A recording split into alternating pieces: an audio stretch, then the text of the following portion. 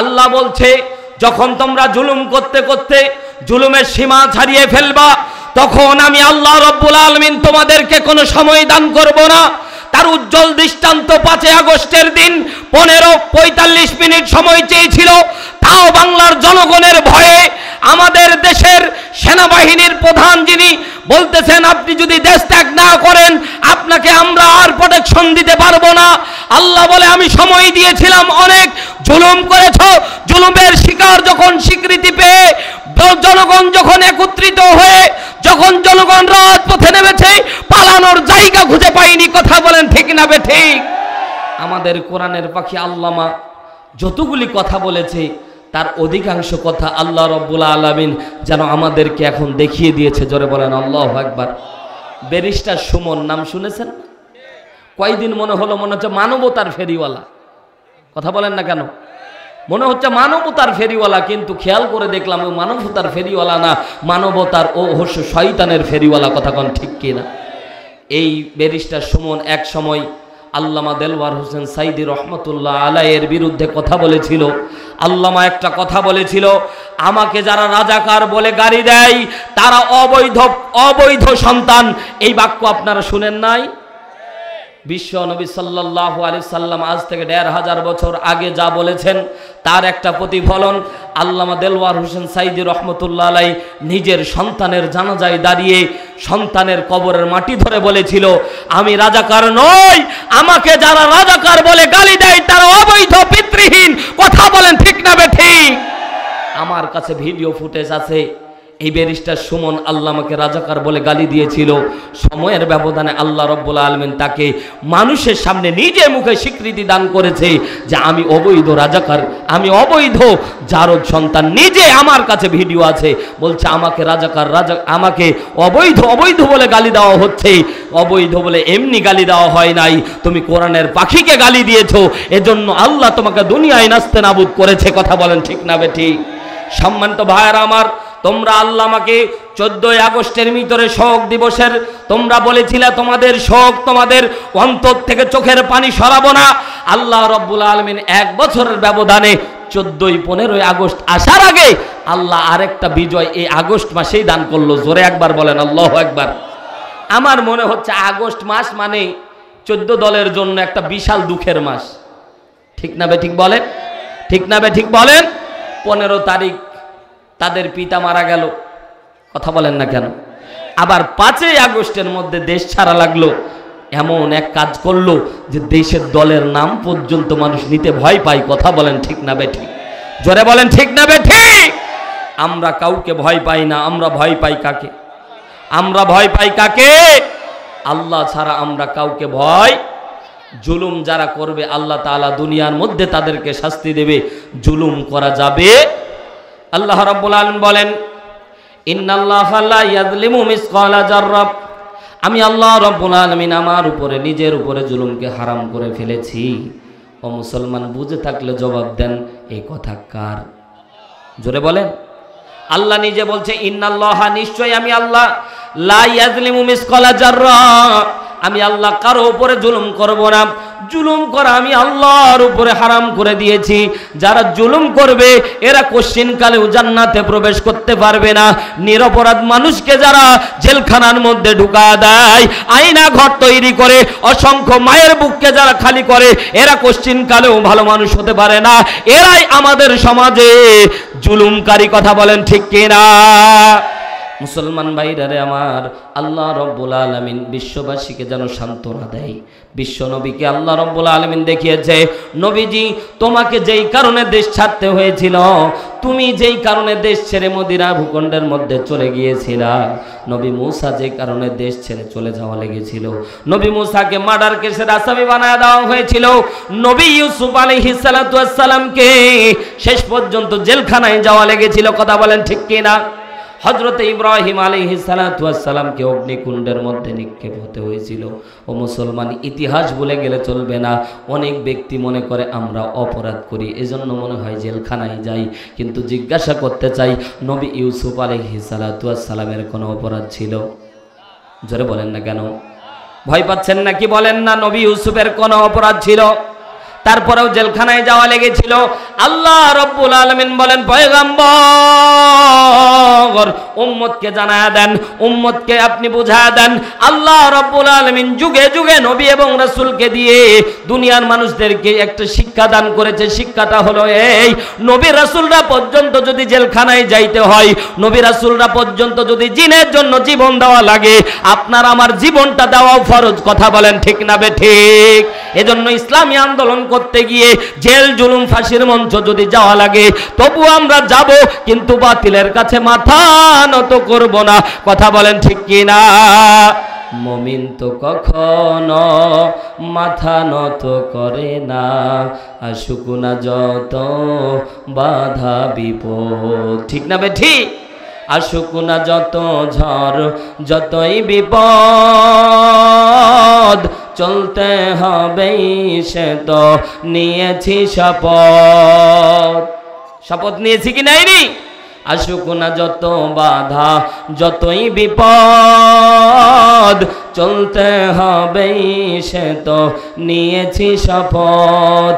চাই না এ দুনিয়ার সব সুখ সম্ভার, চাই শুধু জান্নাত পরপারে। মুমিন তো কখনো মাথা নত করে না, আসুক না যত বাধা বিপদ। দুনিয়ার আদালতে হয় যদি ফাঁসি, দেখবে সবাই মুখে সুখের হাসি। কথা বলেন ঠিক কি না? আমাদের আকাবিররা দেখিয়েছে, মীর কাসেম আলী দেখিয়েছে, মতিউর রহমান নিজামী দেখিয়েছে, হাসি মুখে ফাঁসির কাস্টে চলে গেছে, তবু বাতিলের কাছে কোনোদিন মাথা নত করেনি। কথা বলেন ঠিক না বেঠিক? চলে গেছে ফাঁসির মঞ্চে, পিছন থেকে সন্তানের ডাকতেছে বাবা, বলতেছে বাবা ডাক দিও না, তোমরা ওটা ফাঁসির মঞ্চ দেখতে পাচ্ছ, কিন্তু আমি ওটা জান্নাতের বাগান দেখতে পাচ্ছি। সম্মানিত ভাইয়ার আমার, গভীর মনোযোগ দেন। সূরাতুল কলম থেকে আমি একটি আয়াতে কারিমা আপনাদের খেদমতে তেলাওয়াত করেছি, 17 নম্বর আয়াত। ধারাবাহিকভাবে আলোচনা করব। সূরাতুল কলম নামকরণ থেকে একটু শিক্ষা আপনাদেরকে জাস্ট টাচ দেব। মুসলমান বিশ্বনবীর মক্কার জিন্দেগিতে যখন সূরাতুল কলম নাজিল হয়, আল্লাহর নবীর উপরে নির্যাতনের স্টিম রোলার কম ছিল না, অনেক পরিমাণে বেশি ছিল। কথা বলেন ঠিক কিনা? বিগত সেশনে আমরা খেয়াল করে দেখি যে আজ থেকে 6 মাস আগে অনেক নিরপরাধ মানুষ কোনো অপরাধ করে নাই, তার উপরেও তাদের উপরে হামলা মামলা আছে। এখানে অনেক ভাই বসে আছেন, আমার পরিচিত অনেক ভাই আছে যারা কোনো অপরাধ না করার পরেও তাদের বিরুদ্ধে মিনিমাম 20-এর উপরে মামলা আছে। কথা বুঝে থাকলে জবাব দেন ঠিক না বেঠিক? আছে না ভাই? কে কে মামলা শিকার একটু হাত তোলেন তো। তো কি বললেন? সম্মানিত ভাইয়ার আমার, আছে এক ভাই কোনো অপরাধ নাই তারপরও মামলা শিকার। ওয়াল্লাহর বান্দারা, বিশ্ব নবী সাল্লাল্লাহু আলাইহি সাল্লাম যখন দিনের দাওয়াত দিচ্ছিল, আমাদেরকে রাজাকার বলে গালি দেওয়া হয়, আমাদের জঙ্গিবাদ বলে গালি দেওয়া হয়। কিন্তু আমি একটা জিনিস আপনাদেরকে জাতির সামনে পরিষ্কার করে দিতে চাই, যদি আমরা জঙ্গি হব, 3 দিন কিন্তু রাষ্ট্র ক্ষমতায় কোনো প্রধানমন্ত্রী কোনো দায়িত্বশীল ছিল না। যদি আমরা জঙ্গিবাদ হব তাহলে তো বাংলাদেশ থাকারই কথা না। কথা বলেন না কেন? যদি জঙ্গি হব, 3 দিন পর্যন্ত কিন্তু 72 ঘন্টা পর্যন্ত সরকার গঠন হয় নাই, ঠিক না? 72 ঘন্টা নীরব সরকার, কোনো সরকার ছিল না, সেনাবাহিনীর হাতে ক্ষমতা ছিল। যদি জঙ্গি হবে তাহলে তো দেশ দখল করার কথা ছিল। কিন্তু না না না, আমরা জঙ্গি না, বরং আমরাই হচ্ছি মানবতার ফেরিওয়ালা। কথা জোরে বলেন ঠিক না বেঠিক? বিশ্বনবী যখন দিনের দাওয়াত দেয়, বিশ্বনবীর উপর 3টা মামলা চলে আসলো। আল্লাহ রাব্বুল আলামিন সূরা আনফালের 30 নম্বর আয়াত নাজিল করে বিশ্বনবীকে ডাক দিয়ে বলে, নবীজি আপনি দিনের দাওয়াত দিচ্ছিলেন আর কাফের মুশরিক আপনার বিরুদ্ধে মামলা করলো। কেমন 3টা দারুণ নদওয়া বৈঠক, সংসদ গঠন হয়ে গেল।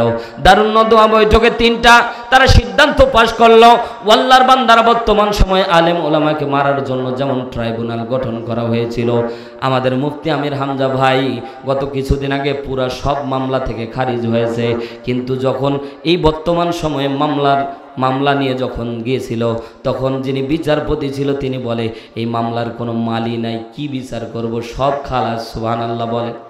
অথচ এই মানুষটাকে আল্লাহ রাব্বুল আলামিনের এই বান্দাটাকে আল্লাহ রব্বুল আলামিনের এই বাংলাদেশের মধ্যে মনে করেন 3.5 বছর প্লাস আল্লাহর বান্দাটাকে মাজলুম এমনভাবে তাকে জেলখানার মধ্যে এমন কষ্টের ভিতরে রাখা হয়েছিল। আলেম ওলামাকে যখন বের করা হতো, যখন হাজিরা দেওয়া হতো, খেয়াল করে দেখতাম আল্লাহর পৃথিবীতে মনে হয় এরাই সবচেয়ে মাজলুম। কথা বলেন ঠিক কিনা? হাতে বেরি পায়ে বেরি দেখেন না আপনারা? রফিকুল ইসলাম মাদানী ছোট্ট একজন মানুষ, দ্বীনের মুজাহিদ, হাতের মধ্যে বেরি পায়ের মধ্যে বেরি গলার মধ্যে বেরি লাগায়া তাদেরকে টেনে টেনে নিয়ে যাওয়া হইতো। আহারে, যারা কোনো অপরাধ ছাড়াই, বর্তমানে কোনো অপরাধ ছাড়াই যারা জেলখানার মধ্যে যায় তাদেরকে ডান্ডা বেরি নিয়ে দেওয়া হয়। আর বর্তমান সময়ে যারা স্বৈরাচার যারা গ্রেপ্তার হয় এদের হাতের মধ্যে দড়ি পর্যন্ত লাগানো হয় না। কথা বুঝে থাকলে জবাব দেন, ঠিক না বেঠিক?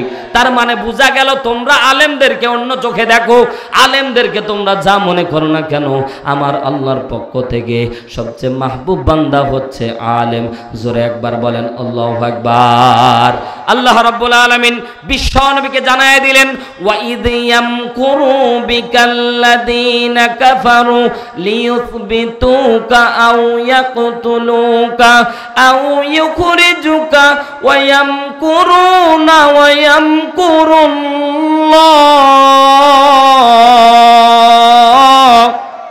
ওয়াল্লাহু খায়রুল মাকিরিন। হাবিব, আপনি বসে আছেন কিন্তু তারা দারুণ্য দোয়ার বৈঠকের মধ্যে 3টা সিদ্ধান্ত নিয়েছে। তারা সর্বপ্রথম সিদ্ধান্ত নিয়েছে আপনাকে গ্রেপ্তার করবে। ও আল্লাহর বান্দারা, যারা নিরপরাধভাবে গ্রেপ্তার হন, ভুলে গেলে চলবে না, নিরপরাধভাবে আলেম ওলামাকে, নবী রাসূলদেরকে পর্যন্ত গ্রেপ্তার করা হতো। এটা জালিমদের একটা প্রধান শক্তি, হাতিয়ার। কথা বলেন ঠিক কিনা? লিউসবিতুকা, তারা আপনাকে গ্রেপ্তার করে ফেলবে, ওয়ায়াকতুলুকা, অথবা আপনাকে হত্যা করে ফেলবে, ওয়ায়াখরিজুকা, অথবা আপনাকে দেশ ছাড়া করবে। আল্লাহর বান্দারা, প্রত্যেকটা পয়েন্ট যেন এই আয়াতের তাফসীর যেন আমাদের থেকে কাফের মুশরিকেরাই বেশি, জালেমেরাই বেশি মনে হয় এই আয়াতের আমল করেছিল। কথা বলেন ঠিক কিনা? আলেম ওলামাকে জেলে রেখেছিল, কিছু আলেম ওলামাকে কারাগার থেকে আল্লামা দেলওয়ার হোসেন সাঈদীকে বিষ প্রয়োগের মাধ্যমে, আল্লামা দেলওয়ার হোসেন সাঈদীকে ইনজেকশন দেওয়ার মাধ্যমে দুনিয়া থেকে বিদায় করে দেওয়া হয়েছে। কথা বলেন ঠিক কিনা? তোমরা আল্লামাকে মেরে ইসলামী আন্দোলনকে নিস্তব্ধ করে দিতে চেয়েছিলা। আল্লাহ রব্বুল আলামিন বলে, আমি আল্লাহ রব্বুল আলামিন বলে দিচ্ছি, ওরাও ষড়যন্ত্র করে আর আমি আল্লাহ কৌশল অবলম্বন করি। ওদের সব চক্রান্ত যিনি নস্যাৎ করে দেন, চিৎকার দিয়ে বলেন তিনি কে? আর জোরে বলেন তিনি কে? 14 নম্বর সূরা, সূরা ইব্রাহিম 42 নম্বর আয়াতে আল্লাহ রাব্বুল আলামিন ডাক দিয়ে বলে, ওগো পয়গম্বর, উম্মতদেরকে জানায়া দিবেন, যখন জুলুমকারী জুলুম করে আমি আল্লাহ আসমানে বসে বসে দেখি। আল্লাহু আকবার বলেন। আল্লাহ বলে, হাবিব উম্মতকে জানায়া দিবেন, সূরা ইব্রাহিম 42 নম্বর আয়াত খুলে দেখবেন, জালিমরা যখন জুলুম করে আমি আল্লাহ দেখি, মোটেও আপনি মনে করবেন না আমি আল্লাহ দেখতেছি না। আর আমি আল্লাহ যখন ধরি তখন মামুর বাড়ি গিয়ে পড়ে। কথা বলেন ঠিক কিনা? পালানোর রাস্তা খুঁজে পাওয়া যায় না। কথা জোরে বলেন ঠিক না বেঠিক? আল্লাহ রাব্বুল আলামিন সূরাতুল কলম নাজিল করে বিশ্ব নবীকে সান্ত্বনা দিয়ে বলেন, নবীজি, তারা আপনাকে গালি দেয়, তারা আপনার বিরুদ্ধে হামলা মামলা দেয়। ওগো নবীজি, আমি আল্লাহ আসমান থেকে আপনার জন্য সুসংবাদ দান করতেছি। এজন্যই আল্লাহ রাব্বুল আলামিন বিশ্ব নবীকে সুসংবাদ দান করার জন্য সূরাতুল কলম নাজিল করে। জোরে একবার বলেন আল্লাহু আকবার।